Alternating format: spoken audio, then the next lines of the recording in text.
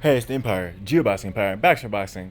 Nah, man, my boy Gervante, the Tank Davis, man, the phenom at 135, the trendsetter, man, the man who went to 130 to 135 to get the WBA regular title, then it goes to 140 north of 135 to get the WBA regular title and beating undefeated super star boxer Mario Barrios, man.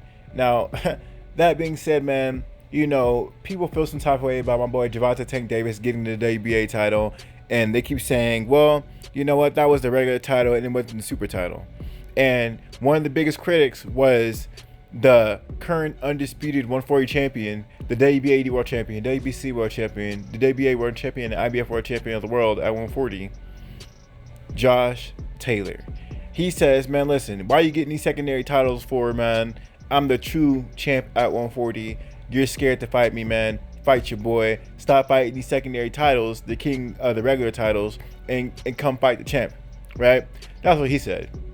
Now, come to find out, a day later, a couple days later, he's starting to backpedal. He's starting to retract his statements. He's trying to say, oh, he was under my skin, but I really don't want no smoke. Crazy stuff, man. Now I'm gonna get some quotes from Josh Taylor, man. He says, I'm not calling him out. I just think he's a little prick. Josh Taylor laughed. But I'm not calling him out. He's not on my radar. I'm not even thinking about him.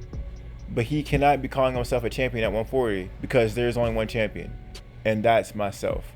There you guys have it from Josh Taylor, man. All of a sudden he's talking about, oh my God, I'm not calling this guy out. I was just upset. I was mad.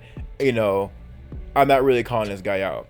And, that's a bad look from Josh Taylor, man, calling that guy out. And then the next day he's backpedaling because Josh Taylor has some solid wins at 140 that really legitimizes him, right?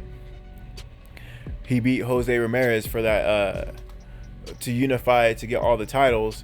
And that was a big fight for him. He ended the fight by stoppage.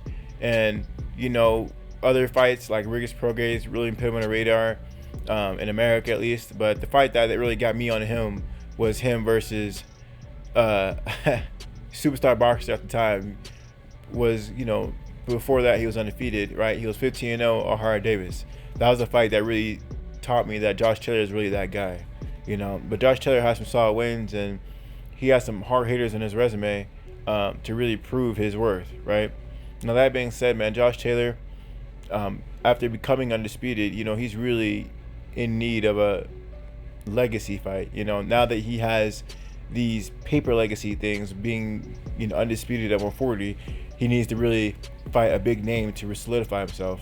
And unless he's gonna fight someone like a Mikey Garcia, he's gonna have to either go north of 140 or find someone down at a smaller weight class to really get these big names popping, right? It's either that or he's gonna have to go through these.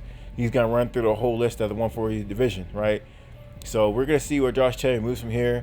But he already fought people like Victor Postol, like I said earlier, Ramirez, Rigas Prograis.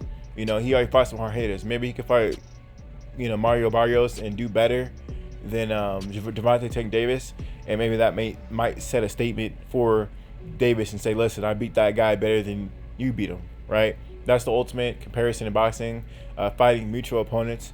So maybe that might be a thing for Josh Taylor. But, these smaller fighters, when they're not getting fighters that they want to get, right, that it's not happening, right? Gervonta Tank Davis, he's in the same weight classes, or he's around the same weight classes. Devin Haney, Teofimo Lopez, Ryan Garcia, he's really a 130 champion. He just went up in weight. And like I said earlier, Gervonta Tank Davis went up 2 weight classes from 130 because people keep saying the WBA regular title is not a real title, so fine. We're not going to say he's a 135 champion or the 140 champion, but he's still going up higher weight classes fighting these top fighters, right? That's the equivalent of Josh Taylor going to 154 fighting a Jarrett Hurd or Erislandy Lara and beating him by knockout. So, this is a big statement from Gervonta Tank Davis. And, will my boy Josh Taylor go up to 140 and bring these these bigger fighters down, or will he fight them at their weight class? So we were gonna see. Becoming undisputed is not a small feat. The last undisputed world champion At 140 was Terrence Bud Crawford, and Crawford has been on a run ever since, knocking everyone out since his debut at 147, right? First was Jeff Horn to get the WBO title, and he's been on a knockout spree ever since. He hasn't, every defense he's made has been about all knockouts. So we're gonna see how this whole thing plays out. But you know, Tank, his future is like the stratosphere right now. People are talking about him so highly right now that people are talking about Gervante Tank Davis versus Kiki one-time Thurman at one point, like a couple days ago, because he's such a big deal. You know, Gervante Tank Davis even funnily said, you know, you guys think I have superpowers. You know, him referencing himself to Keith one-time Thurman, because he's such a big name right now, going up in weight, walking these guys down and stopping them. You know, and you know, Gervante Tank Davis is, believe it or not, he's a fundamentally sound boxer.